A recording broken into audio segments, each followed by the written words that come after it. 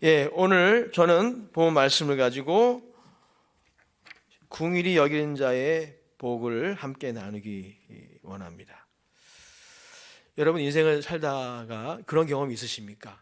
누군가에게 내가 선대를 베풀었는데 그 사람은 아닌데 다른 사람을 통해서 내가 선대를 받는 그런 일들 혹시 경험하신 적이 있나요? 저는 경험한 적이 있어요.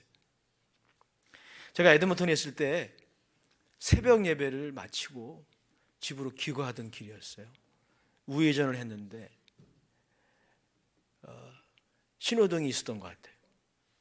그래서 잠시 멈추는데 뒤에서 차가 저의 차에 후미를 받은 거예요. 펑 하는 소리와 함께. 저는 그래서 제 차가 그래 좀 오래된 차여가지고 뭐가 터졌나, 타이어가 터졌나 이런 생각을 했는데 보니까 누가 제 차의 후방을 받았어요. 차에서 내렸습니다. 그 차의 주인도 내리시더라고. 제가 가만히 보니까 이분이 머리를 극적극적하면서 인도계 캐네디언 같았어요. 근데 얼굴을 보니까 아직 잠이 덜 깬 표정이에요. 출근하다가 아마 잠깐 좋은 것 같아요. 제가 제 차를 보니까 별로 이렇게 망가진 것 같지 않아요. 그래서 트렁크도 열어보고 해봤는데 괜찮아요. 그래서 그냥 가라 그랬어요. 내가 잘한 건가? 뭐 이런 생각을 했는데 여튼 그렇게 했어요. 우연의 일치일 수도 있을 거예요. 저희 개인적인 해석일 수도 있는데 어떤 일이 있었냐면 제가 이제 사역을 마치고 한국에 왔잖아요. 홈플러스를 방문했어요. 그래서 물건을 사고 이제 차를 빼는데 그 주차 그 복도가 있지 않습니까? 주차 라인 그 사이에 그 길에 트럭이 지나가는 걸 제가 못 본 거예요. 그래서 트럭의 측면을 제가 그만 받은 것입니다. 제가 잘못한 거죠. 차에서 내렸어요. 그 트럭 기사분도 차에서 내리셨어요. 보니까 그 트럭 측면이 이렇게 기스가 나고 이렇게 됐더라고요. 신기한 게요. 그냥 가래요. 그래서 그냥 아멘 했죠. 감사하다 그러고 헤어진 일이 기억이 나는데 그때 그 순간 제가 캐나다에서 제 차에 후미를 받은 그 사람이 생각이 나는 거예요. 우연히 일치일 수 있겠죠. 여러분 오늘 주님이 말씀하십니다. 궁일이 여기는 자는 복이 있다. 궁일이 여김을 받을 것이다. 말씀하세요. 궁일이라고 하는 이 헬라어 단어 이것은 이 은혜라는 단어하고 좀 의미상 비슷해요. 하지만 조금 다릅니다. 은혜는 자격 없는 자에게 베푸시는 하나님의 일반적인 호의 그것이 은혜입니다. 하지만 궁일은 좀 더 구체적이에요. 궁일이란 죄인이 경험하는 그런 고통과 곤경의 상황을 측은히 여기는 마음, 동정하는 마음 그것이 바로 궁일이라고 하는 이 단어의 정의입니다. 사실 그래요. 죄라고 하는 게 참 이게요 못됐어요. 왜냐하면 죄는 우리들에게 쾌락을 약속합니다. 그래서 사람들이 죄를 짓는 거죠. 하지만 죄는 결국은 고통을 가져와요. 그 죄에 대해서 하나님이 그때그때 심판하셔서가 아니라 그 죄 자체가 고통을 가져와요. 죄 자체가 상처를 가져오고 반목을 가져오고 무엇보다 여러분 죄는 무시무시한 죄책을 가져오잖아요. 그게 우리를 압박하고 그래서 계속 그 자리에 머물게 하죠. 그게 죄의 권세예요. 그래서 여러분 우리가 죄를 미워해야 돼요. 죄를 심상히 여기는 문화 속에 우리 살고 있지만 죄를 미워해야 합니다. 하지만 그 죄로 말미암아 고통을 경험하고 있고 압박을 경험하고 있고 곤경을 경험한 사람들은 긍휼히 여겨야 됩니다. 왜냐하면 하나님은 그런 분이시기 때문에 그래요. 하나님은 어떤 분이죠? 죄를 너무너무 미워하시는 분이에요. 여러분이 죄를 미워하는 것 비교할 수 없어요. 왜? 그분은 본성상 거룩하시기 때문에, 의로우시기 때문에 죄를 미워하시지만, 하나님은 죄인들이 자신이 지은 죄가로 말미암아 고통을 당할 때, 공경을 경험할 때, 그리고 거기에 포로가 될 때 그 형편을 보시고 아이고 잘됐다, 잘됐다 한번 세게 당해봐라 이러시지 않아요. 긍휼히 여기십니다. 여러분, 제가 소개하는 그 하나님이 바로 우리가 믿는 하나님이에요. 호세아서 6장 6절에 보면은 하나님이 이러한 자신을 직접 소개하신 구절이 있어요. 호세아서 6장 6절에 말씀 우리 같이 한번 읽어보겠습니다. 시작. 나는 인애를 원하고 제사를 원하지 아니하며 번제보다 하나님을 아는 것을 원하노라. 여러분, 하나님이 사실 제사를 원하지 않을까요? 그건 아닐 거예요. 그런데 이 말씀은 하나님이 여러분이 드리는 예배를 원하는 것보다 하나님이 인애를 원한다는 거예요. 인애란 히브리 말로 헤세드, 신약의 용어로 하자면 긍휼이에요. 하나님은 긍휼을 이토록 원하십니다. 그래서 오늘 주님께서 긍휼히 여기는 자가 복이 있다 말씀을 하신 것이죠. 이렇게 긍휼이 중요하지만 어때요? 잘 안 되는 게 또 긍휼이죠. 정말 잘 안 돼요. 긍휼히 여기려고 하면 할수록 더 안 돼요. 노력할수록 더 안 돼요. 그게 바로 긍휼입니다. 그래서 오늘 본 말씀을 가지고 성령이 주시는 지혜를 따라서, 그리고 성경 본문을 근거로 해서, 또 여러 신학자들과 목회자들의 그런 주장들을 근거로 해서 어떻게 하면 긍휼히 여기는 게 쉬워질까, 한 3가지로 생각해 보기 원합니다. 첫 번째, 여러분, 우리가 긍휼히 여기는 것이 쉬워지려면은, 긍휼히 여기는 자가 되기 위해서는 한번 따라 합시다. 하나님 앞에 자기 자신을 세울 줄 알아야 된다. 이게 먼저 돼야 돼요. 하나님께 다른 사람을 세우기에 앞서서 우선순위가 뒤바뀌면 안 돼요. 자기 자신을 세울 수 있어야 돼요. 그때 코람데오의 삶이라 그러죠. 코람데오가 라틴어인데 영어로 하자면 before God, 하나님 앞에서의 삶이 이루어지는 것입니다. 지금 서울의 세문안교회를 목회하시는 이상학 목사님이 팔복이라는 책을 쓰셨어요. 거기에 보니까 2가지 종류의 의식이 있다는 거예요. 생각의 구조를 말하는 건데, 하나는 의인의식이 있대요. 의인의식. 그리고 또 한 가지는 거룩한 죄인의식이 있다는 거예요. 그분이 거룩한이라는 단어를 붙이셨어요. 그냥 죄인의식이 아니라 거룩한 죄인의식이 있다는 것입니다. 이 거룩한 죄인의식이 바로 우리로 하여금 긍휼을 쉽게 하게 만든다는 거예요. 거룩한 죄인의식은 그러면 뭘까요? 지난주에 함께 나눴던 말씀과 연관이 있어요. 하나님 앞에서 내가 누구인 줄 아는 거예요. 이 굉장히 중요해요. 사람들의 어떤 상대적인 기준에 비춰본 나가 아니라 하나님 앞에서, 하나님과 하나님의 말씀이라는 거울 앞에 내가 누구인가, 이것을 우리가 깨달을 때 거룩한 죄인의식을 가지게 되는 것입니다. 누구든지 여러분 예외가 없어요.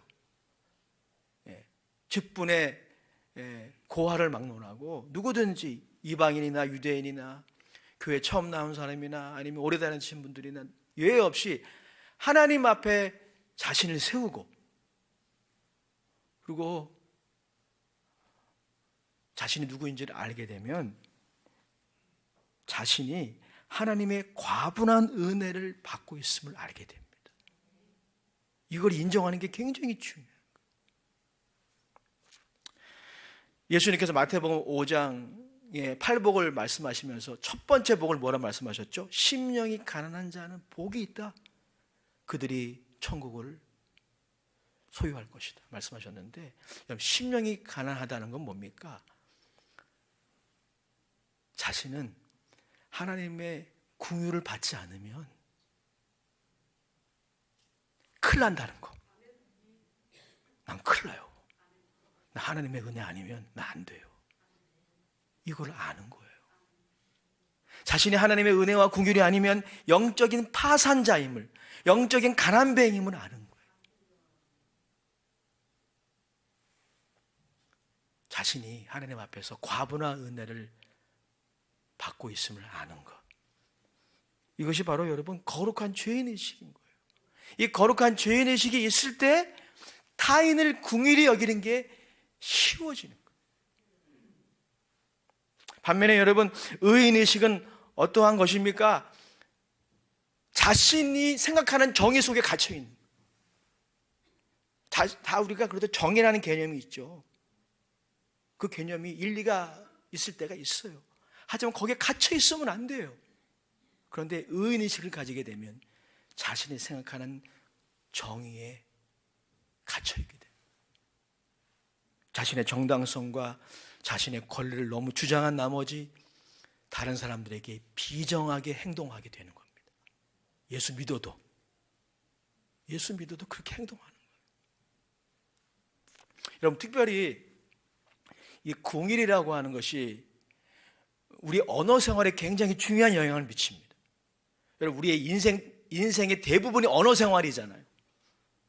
가정에서 또 직장에서 사회생활에서 또 교회에서도 언어 생활이 굉장히 중요한데 여러분 언어 생활에 있어서 우리가 얼마나 긍휼이 부족한지 몰라요. 남편과 아내 그리고 자녀들에게 또 교우들에게 우리가 어떤 말을 할 때 우리 굉장히 논리적으로 말은 잘할 수 있어요. 예, 좋습니다. 그런데 긍휼이 빠진 말들이 참 많아요. 그런 말들은 옳은 말이긴 한데 바른 말이에요. 그런데 상대방의 마음을 터치하지 못해.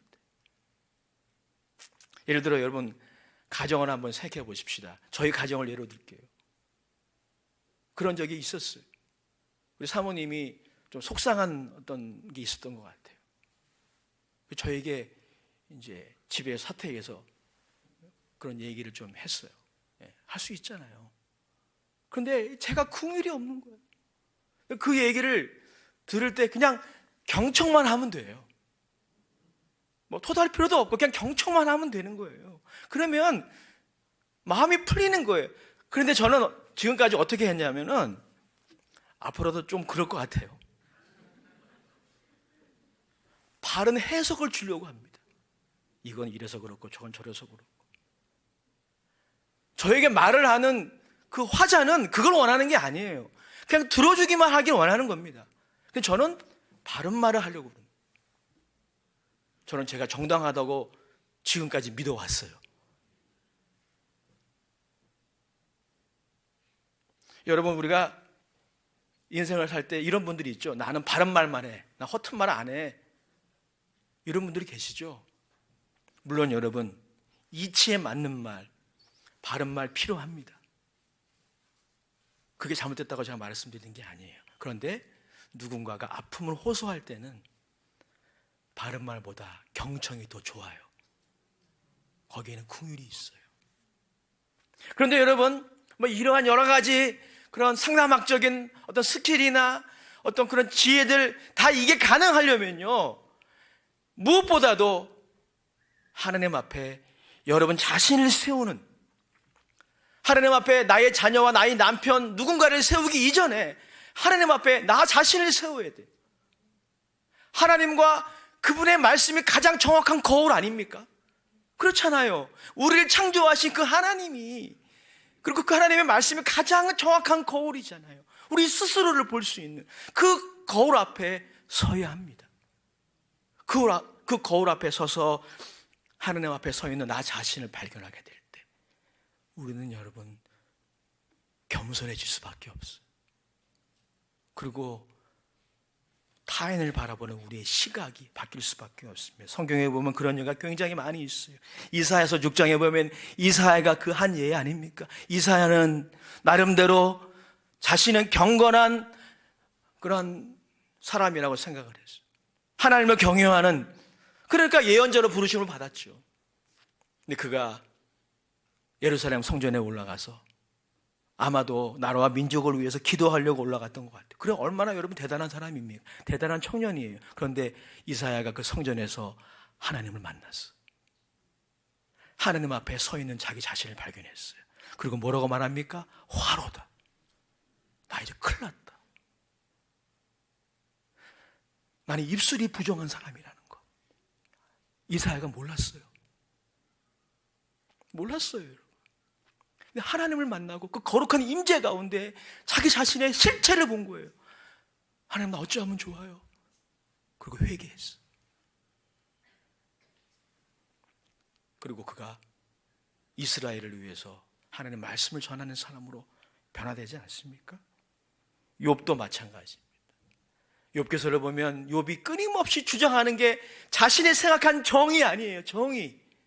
욥이 생각하기에 또 자신이 생각하는 정의의 기준에서 보면 자신이 지금 경험하고 있는 이 일은 너무 부당한 거죠. 세 명의 친구들의 자신의 고난에 대한 해석은 이건 말도 안 되는 거예요. 그래서 계속해서 욥이 하나님을 향해 자신이 생각하는 정의를, 자신이 생각하는 그 옳음을 호소하잖아요. 그게 욥기서의 그 이야기예요. 그런데 욥이 하나님을 만나잖아요. 하나님의 거울 앞에 서게 됩니다.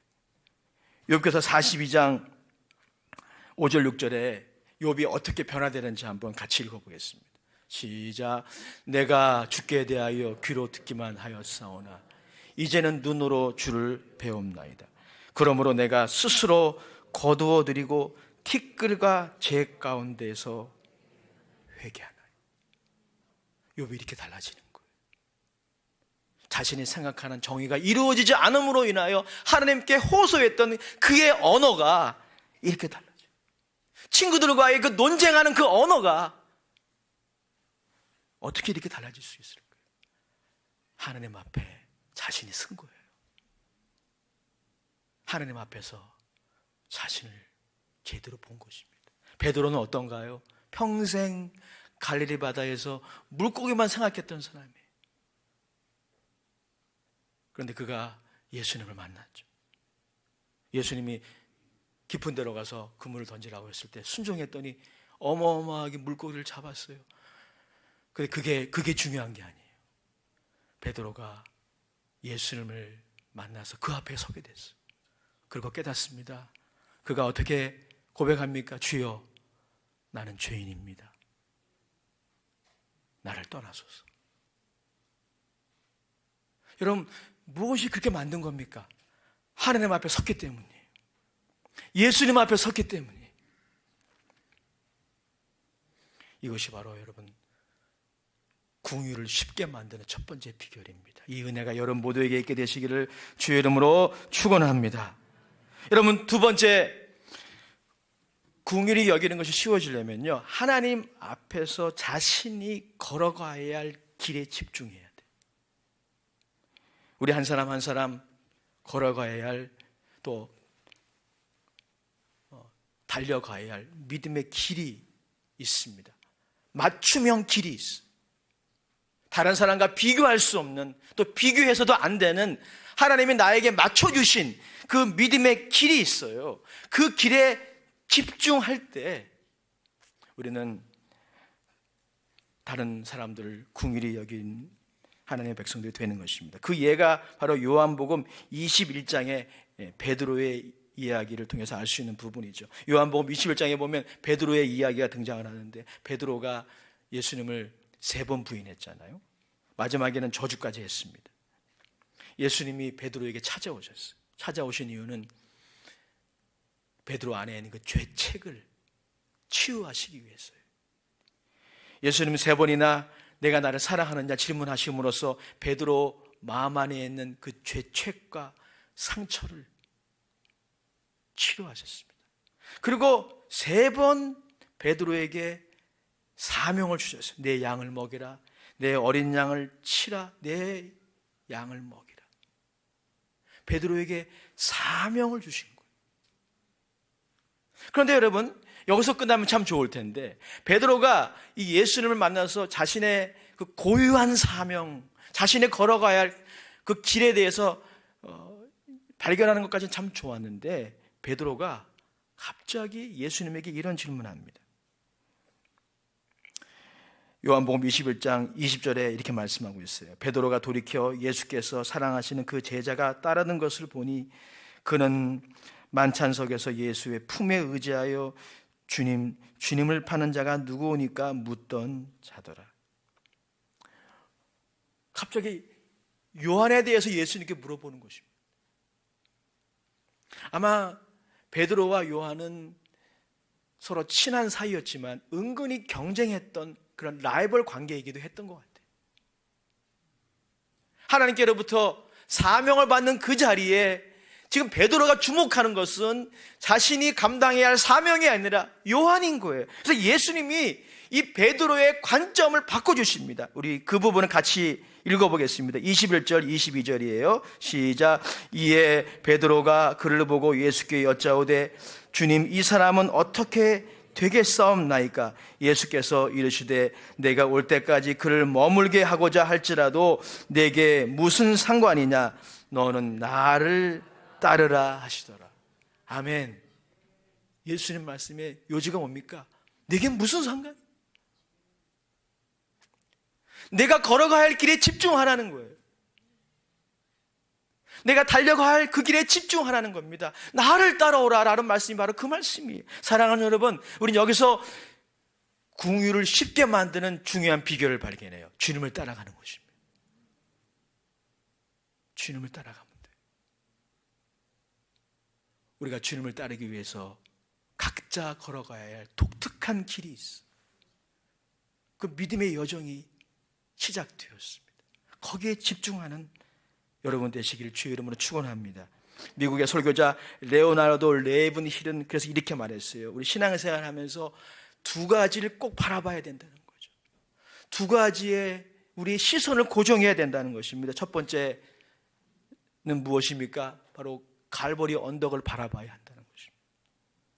우리를 위하여 물과 피를 흘려주신 하나님의 측량할 수 없는 긍휼을 우리에게 보여주신 갈보리 십자가에 달리신 예수님을 바라봐야 된다는 거죠.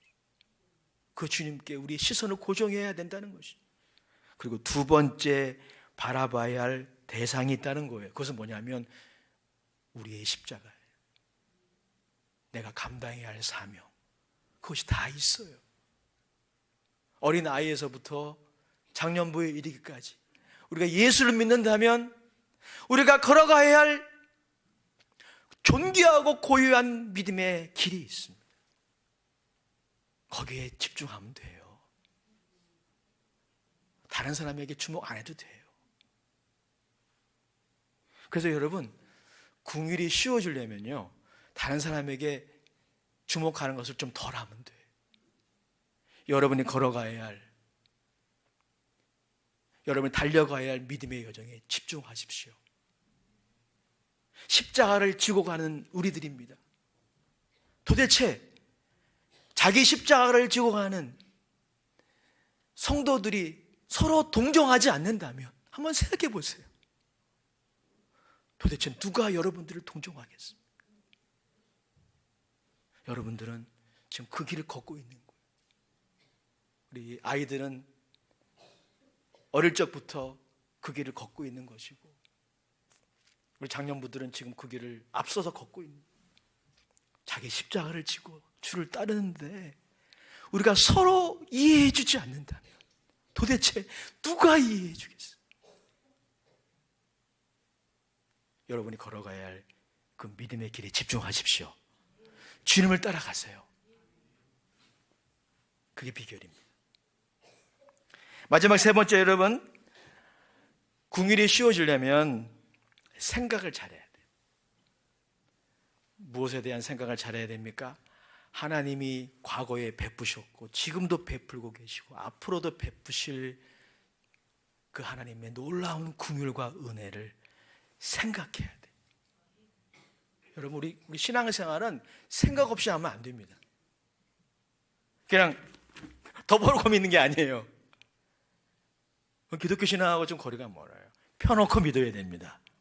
생각해야 돼요. 사도 바울이 많이 쓰는 단어가 있죠. 생각컨대. 현재의 고난은 장차 우리에게 다가올 영광과 좋게 비교할 수 없도다.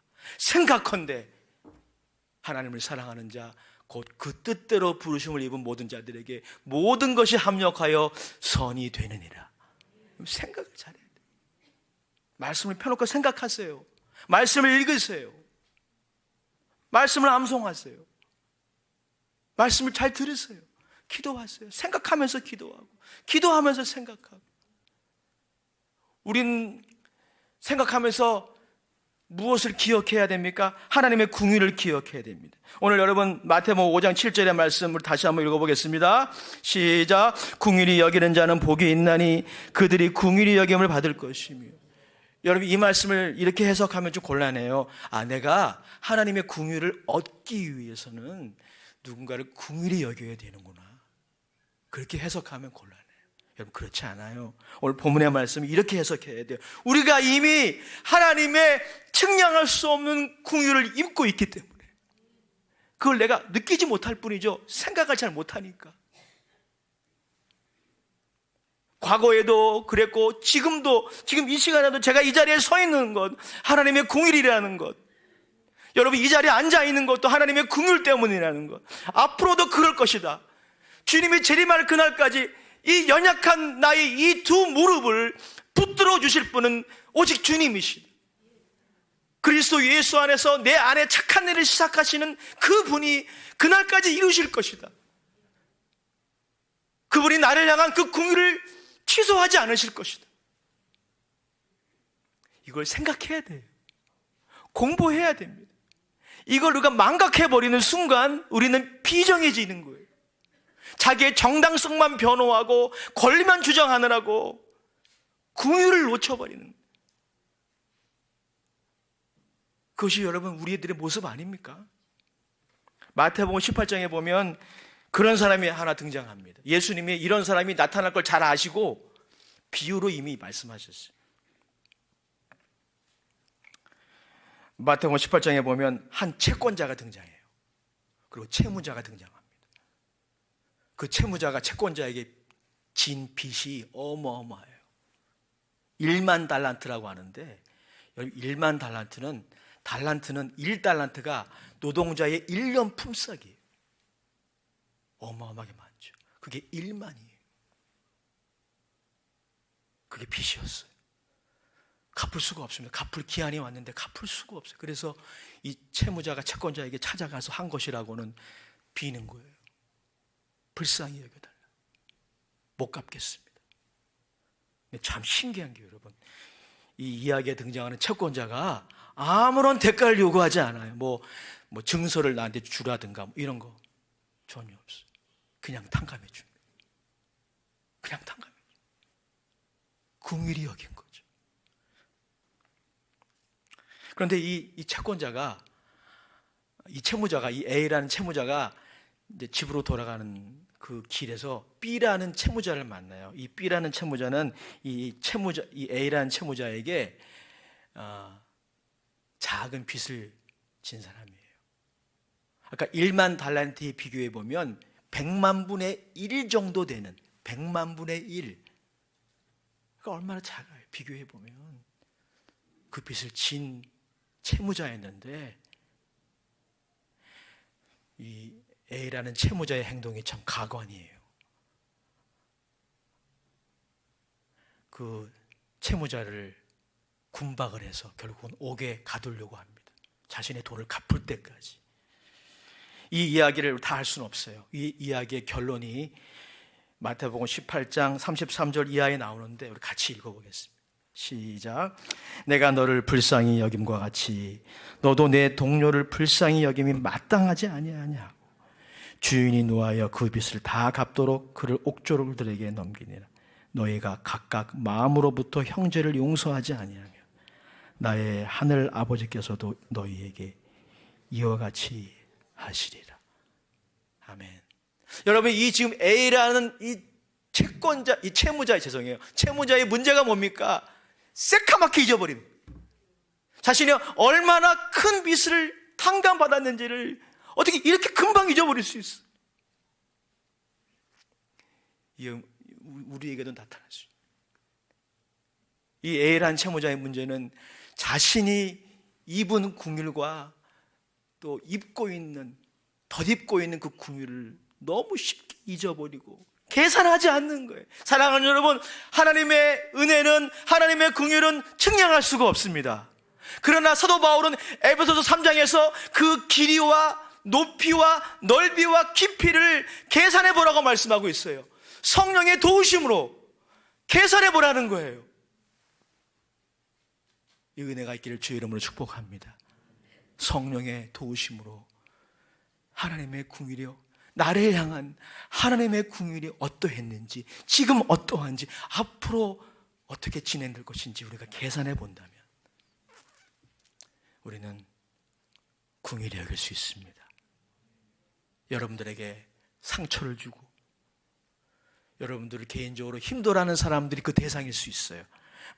전혀 관계가 없는, 아무런 그런 관계가 없는 사람일 수도 있겠지만 특별히 그 궁율이 여겨야 할 대상 안에는 그런 분들도 포함할 수 있어요. 우리 힘으로 안 돼요. 우리 결단과 계획으로 안 됩니다. 하려고 하면 할수록 더 어려워져요. 하나님의 궁율을 기억하십시오. 성경을 펴서 읽으십시오. 하나님의 그 궁율의 크기를 계산해 보세요. 묵상하십시오. 십자가에서 나타난 그 보혈이 우리에게 보여주는 그 하나님의 한없는, 측량할 수 없는 궁율을 계산해 보십시오. 그러면 쉬워질 것입니다. 결론입니다. 궁율은 죄가 가져오는 고통을 치유하는 능력이 있습니다. 궁율은 사단이 우리의 영혼에 입힌 그 상처를 치유하는 능력이 궁율에 있어요. 그래서 여러분, 야고보서 2장 13절에 이렇게 말씀하고 있습니다. 같이 읽어볼까요? 시작. 궁율을 행하지 아니하는 자에게는 궁율 없는 심판이 있으리라. 궁율은 심판을 이기고 자랑하느니라. 궁율이 이길 수 없는 죄가 없고, 궁율이 이길 수 없는 판단이 없고, 궁율이 이길 수 없는 저주가 없고, 궁율이 이길 수 없는 심판은 없어요. 궁율은 다 이깁니다. 여러분, 혹시 인생을 살면서 저 사람은 좀 변화돼야 되는데 왜 저거 안 고칠까? 그런 분들이 계실 수 있어요. 그분을 정말 변화시키기 원하십니까? 방법이 있어요. 궁율이 여기세요. 한 번만 아멘 하셨어요. 여러분 정말 그 사람 변화시키기 원하신다면 궁율이 여기면 됩니다. 왜냐하면 궁율이 이기지 못할 죄가 없어요. 성경에 말씀이 있잖아요.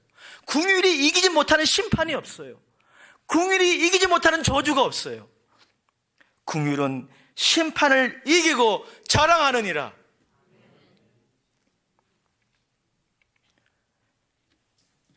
존 스타트의 그리스도처럼에 있는 글을 제가 직접 인용하고 제 설교를 마치겠습니다.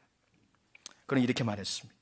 오늘날 교회에 더 필요한 것은 조명이나 악기 시스템이나 탄탄한 조직들, 이런 것도 필요하겠지만 더 필요한 것은 궁율이다. 우리는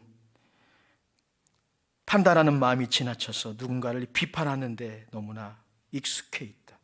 혹은 죄인들로부터 자신이 오염되지 않으려고 자신의 옷깃을 높이 하는 데만 급급하다. 그러나 기억하라. 궁휼히 여기는 자가 궁휼히 여김을 받고 용서하는 자가 용서의 은혜를 누린다. 기도하겠습니다. 아버지 하나님, 궁휼로 죄를 이기고 궁휼로 심판을 이기고 궁휼로 저주를 이기고 궁휼로 사망을 이기는 모든 주의 종들이 다 되게 하여 주옵소서. 예수님의 이름으로 축복하며 기도드립니다. 아멘. 오늘은 성찬 주일입니다. 오늘 성찬 앞에 우리가